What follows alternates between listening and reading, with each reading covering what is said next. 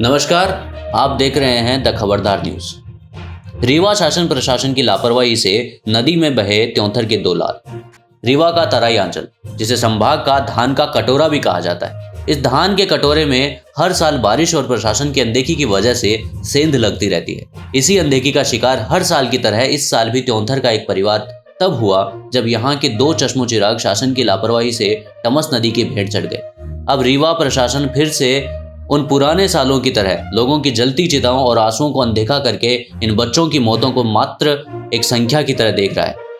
भले ही प्रशासन के लिए ऐसी मौतें संख्या मात्र हो, लेकिन असलियत में तो अपने बच्चों को खोने का दर्द सिर्फ जवान बच्चों के माता पिता और परिवार वाले ही जानते हैं। जानकारी के अनुसार 10 अगस्त की शाम को त्योंथर का एक लड़का नदी में मछली पकड़ने गया था और वहीं नदी के तेज बहाव की चपेट में आ गया। घटना की सूचना शासन प्रशासन को दी गई, लेकिन मौके पर कोई नहीं पहुंचा।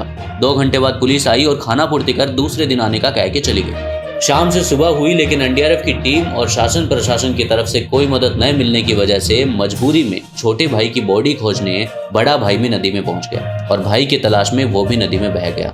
एक ही परिवार के 2 बच्चों के नदी में बह जाने की खबर सुनने के बाद कलेक्टर और एसपी भी आए, लेकिन नतीजा कुछ न निकला। खाना पूर्ति कर प्रशासनिक अमला भी वापस चला गया। हालांकि पीड़ित परिवार को आवास योजना और संबल योजना का लाभ देने का आश्वासन कलेक्टर की तरफ से दे दिया गया है, परंतु यहाँ सवाल ये उठता है कि क्या सरकारी योजनाओं के लाभ के लिए त्योंथर वासियों को अपने परिवार के सदस्यों की बलि देनी पड़ेगी? इतनी बड़ी घटना के बावजूद पीड़ित परिवार के यहाँ पुलिस की तैनाती नहीं की गई है, जबकि प्रशासन को यह निश्चित करना चाहिए था कि कहीं पीड़ित परिवार का कोई अन्य सदस्य अपने बच्चों को ढूंढने फिर से नदी में न निकल जाए। इस बड़ी घटना की वजह से त्योंथर के गरीब तबके के लोगों में सत्ताधारी पार्टी के साथ ही प्रशासनिक अधिकारियों और पुलिस के लिए मन में काफी आक्रोश है। लोगों का कहना है कि तराई का क्षेत्र जिला रीवा से काफी दूर है। जिला मुख्यालय में बैठे एसपी, कलेक्टर और अन्य नेताओं को तराई अंचल की समस्याओं से कोई सरोकार नहीं है। कोई बड़ी घटना के बाद अधिकारी तराई अंचल में सिर्फ फोटो खिंचवाकर खाना पूर्ति करने आते हैं, जबकि सरकार और प्रशासनिक अमला बारिश की शुरुआत से ये दावा करता है कि वो बारिश और बाढ़ द्वारा उत्पन्न हर परेशानी से लोगों को बचाने के लिए तैयार है। लेकिन जब तराई अंचल को किसी मदद की जरूरत होती है तो सब जिम्मेदार लोग अपना मुंह फेर लेते हैं। यदि ऐसा ना होता तो 1 या 2 एनडीआरएफ की टीम तराई अंचल में 24 घंटे तैनात रहती। अब इस क्षेत्र के हर कार्यकर्ता, तैनात डॉक्टर, पुलिस और प्रशासन के लोगों को फेसबुक और फोटोशॉप छोड़ धरातल पर कार्य करना शुरू कर देना चाहिए, अन्यथा जनता का उनके प्रति मोह जल्द ही भंग हो जाएगा। इस घटना की ज्यादा जानकारी के लिए आइए सुनते हैं रीवा त्योंथर से हमारे रिपोर्टर आशुतोष शुक्ला से बातचीत के कुछ अंश। हाँ आशुतोष जी सर बताइए, त्योंथर में ये जो घटना हुई है, हाँ, ये कहाँ से शुरू हुई, कहाँ पहला बच्चा कब कितने बजे खत्म हुआ, कब हेल्प मिली, ये सब की जानकारी दीजिए। ये बीती रात की घटना है। शाम को 6 बजे घटना हुई थी। अच्छा। और स्थानीय लोगों के द्वारा 100 नंबर को कॉल करके बताया गया था। 100 नंबर लगभग 8 बजे शाम को पहुंची थी मौके पर। मौके में लगभग आधे घंटे टीम रही है प्रशासन की। उसके बाद वहां से आसपास के लोगों को इस्तीगा करके चली गई थी। दूसरे दिन सुबह लोगों के द्वारा कुछ समाज सेवियों के पास आ गया था सुबह। अच्छा। जिसके बाद कौन समाज सेवी कौन थे जिनके पास गए थे लोग? विद्यासागर शुक्ला जी हैं, हमारे क्षेत्र के प्रतिष्ठित समाज सेवी हैं। अच्छा। उन्हीं के पास लोगों ने आकर आग्रह किया कि प्रशासन अभी तक मौके पर नहीं पहुंचा है, जिसके बाद प्रशासन उनके साथ ही प्रशासन यहाँ से गया है और मौके पर पहुंचा है। अच्छा, मतलब प्रशासन को ले जाना पड़ा, पुलिस वालों को आके बुला के ले जाना पड़ा, तब वो गए, नहीं तो उन्होंने खबर नहीं ली अपनी तरफ से। आपको बता दें कि प्रशासन की लापरवाही के चलते ही दूसरी घटना हुई है। जो दूसरी घटना सुबह 6:30 बजे हुई है, यदि प्रशासन मौके पर तैनात होता तो दूसरी घटना सुबह नहीं होती। अच्छा अच्छा। एनडीआरएफ की टीम को कब जानकारी मिली कि ऐसी घटना हो गई है? पूरी घटनाक्रम में मेरी लगभग 8 से 9 बजे के बीच में मेरी एसडीएम साहब से बात हुई थी। एसडीएम साहब ने बताया कि एनडीआरएफ को टीम जो है उसको मैंने कल रात में ही सूचना दे दिया था। हमारी टीम लगभग बहुत उस पहुंच चुकी है। 1-2 घंटे में हमारी टीम पहुंच जाएगी। अच्छा। पूरे घटनाक्रम में जो पहली घटना हुई बीती रात में शाम को 6 बजे, उस घटना से अगर देखा जाए तो प्रशासन काफी लेट पहुंचा है। अच्छा। अगर ऐसा कुछ मतलब प्रशासन को सूचना थी और प्रशासन के सूचना के बाद एनडीआरएफ की टीम को सूचना दे दी गई थी, उसके बावजूद एनडीआरएफ की टीम मौके पर घटना स्थल में लगभग 12 से 14 घंटे बाद पहुंच रहा है। अच्छा, मतलब एनडीआरएफ की टीम कहाँ पे बिजी थी? त्योंथर के लोगों ने पूछा नहीं, आप लोगों ने पूछा नहीं एनडीआरएफ की टीम से कि आप लोग? एनडीआरएफ की टीम से हम लोगों की बातचीत नहीं हो पाई, क्योंकि मौके पर घटना ही इस तरह की थी कि वहाँ पे सिचुएशन ऐसा था कि टीम आई और तुरंत काम पे लग जाए। तुरंत अच्छा। टीम आई और नदी पे चली गई, काम पे अपने चालू हो गया काम उनका। अच्छा। तो इसलिए उनसे बात नहीं हो पाई। हाँ। लेकिन जैसा कि मेरी बात हुई थी एसडीएम साहब से, तो उन्होंने बताया था कि हमारी टीम का जो एक सर्कुलर है कि नदी में 30 फीट गहराई तक ही काम कर पाता है।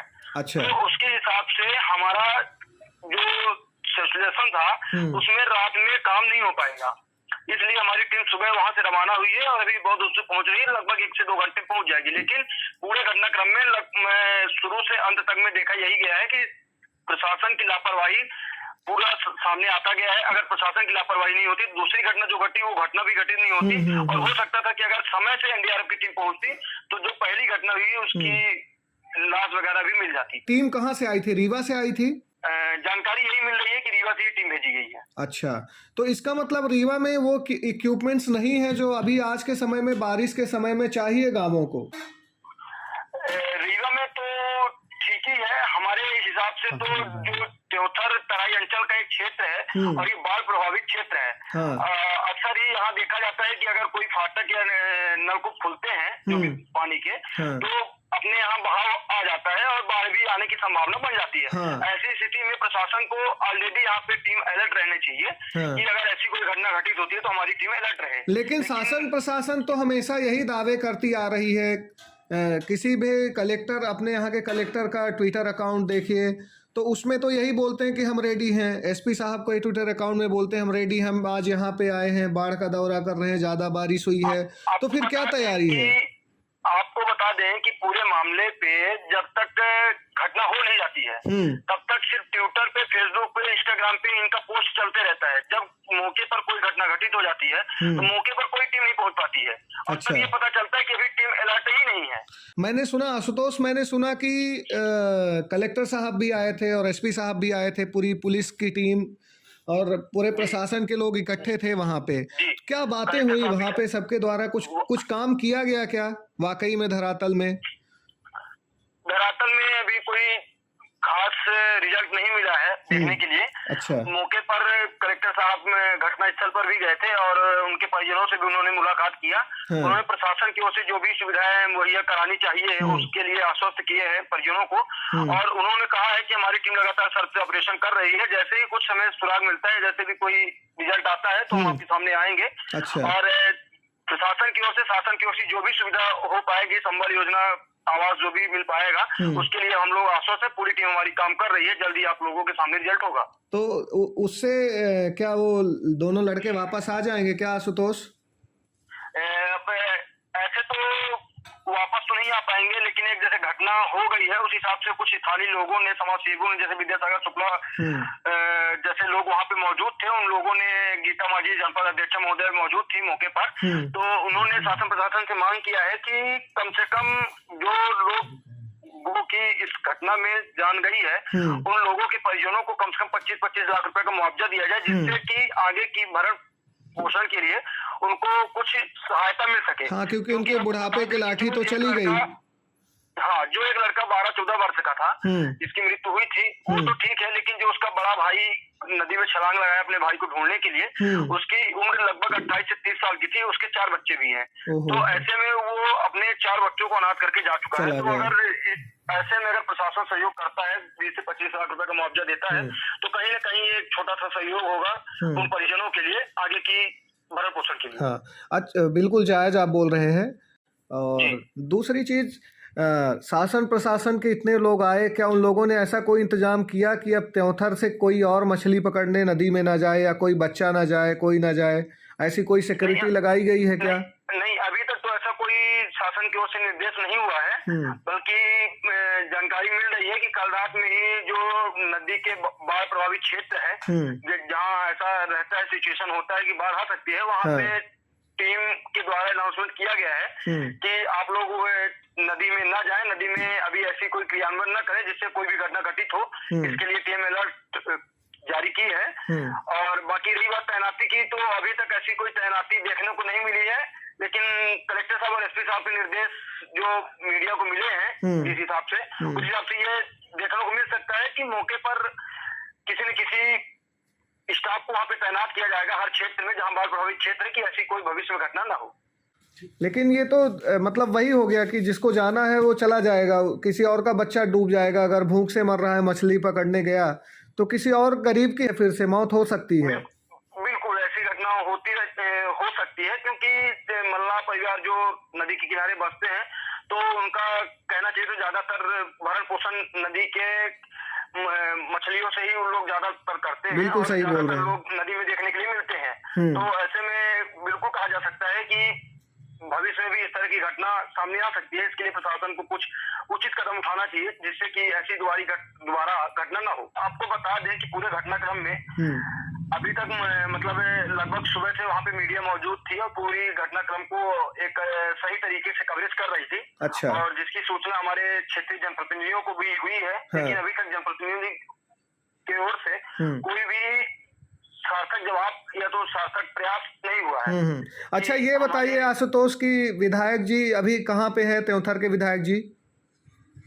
जानकारी मिल रही है सूत्रों से कि अभी हमारे क्षेत्र के विधायक जी भोपाल पे विधानसभा सत्र शुरू हुआ था तो वहाँ पे हैं, तो भोपाल से वापस नहीं आ पाए हैं, लेकिन जानकारी ये भी है कि उनको सूचना दे दी गई है। अच्छा, उनका कोई शोक संदेश आया, कोई ट्विटर फेसबुक या कहीं से कि या उन्होंने पीड़ित के परिवार से बात की हो, जिस माँ ने अपने 2 बच्चों को खोया, उनसे उन्होंने बात की हो?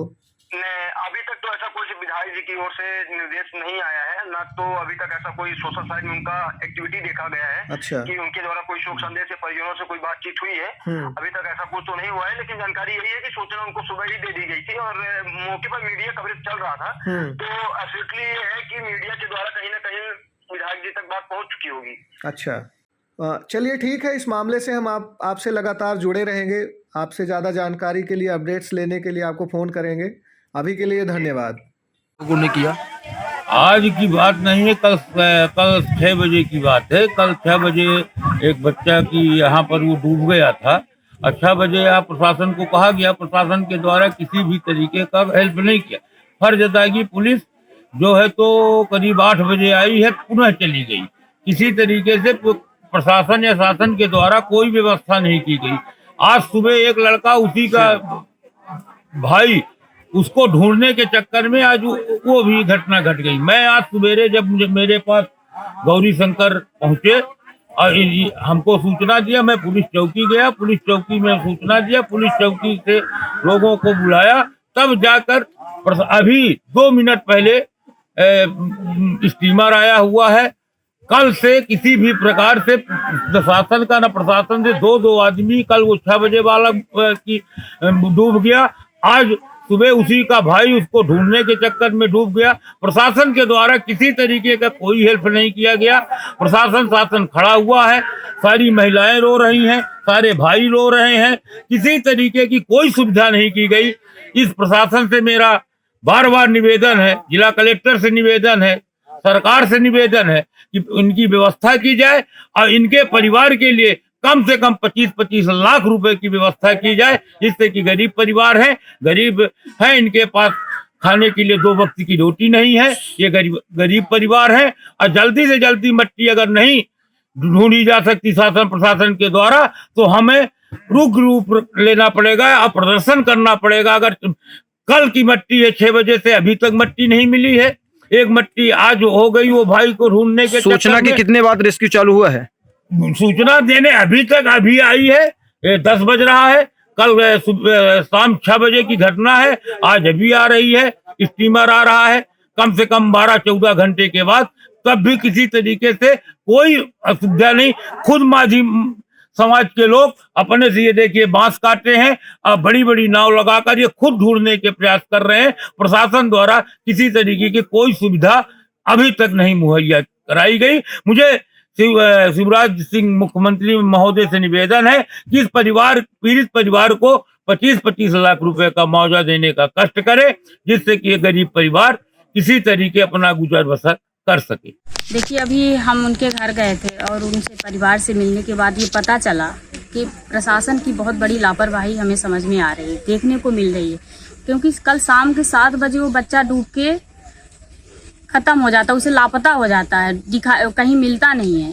और प्रशासन आके वहाँ देख के चले जाते हैं और रात में आते भी नहीं, और सुबह उसका भाई ढूंढने के लिए निकलता है और वो मिलता भी नहीं, वो भी डूब गया, अभी तक लापता है। प्रशासन की इसमें बहुत बड़ी लापरवाही हमें दिख रही और इसमें चेतना चाहिए प्रशासन को कि आगे भी ऐसी लापरवाही नहीं होनी चाहिए। तो आप क्या वरिष्ठ अधिकारी से क्या वो करेंगे? वरिष्ठ अधिकारियों से ये कहना चाहेंगे कि ये जो प्रशासनिक अमला है, लापरवाही समझ में आ रही है, तो इनको चिताने के लिए इनको विधिवत कुछ न कुछ दंड दें। वो ये जानकारी मिली है हमारा चौधर में नदी में मतलब डूब के मरने के कल शाम को छोटे बच्चे को हुआ है और आज सुबह सुबह उनकी परिवार के कोई और व्यक्ति नाव की देखभाल करने में उनको नदी में मतलब डूब के इस प्रकार की जानकारी मिली है। तत्काल हमारी SDRF और पुलिस की सारी टीम सर्च ऑपरेशन में लग गई है। SDM ने भी मुझे सूचना दी है। हम लोग भी गए मतलब उनके परिवार की परिजनों से भी मिले हैं, उनका आश्वस्त किए हम लोग लगातार इस पर इसके ऑपरेशन करा रहे हैं। जैसे रिजल्ट मिलेगा तो वो देखा जाएगा। अदरवाइज प्रशासन की ओर से क्या मदद हो सकता है उन परिवारों का RBC 6-4 के अंतर्गत वो मदद करने के लिए आश्वस्त किया है।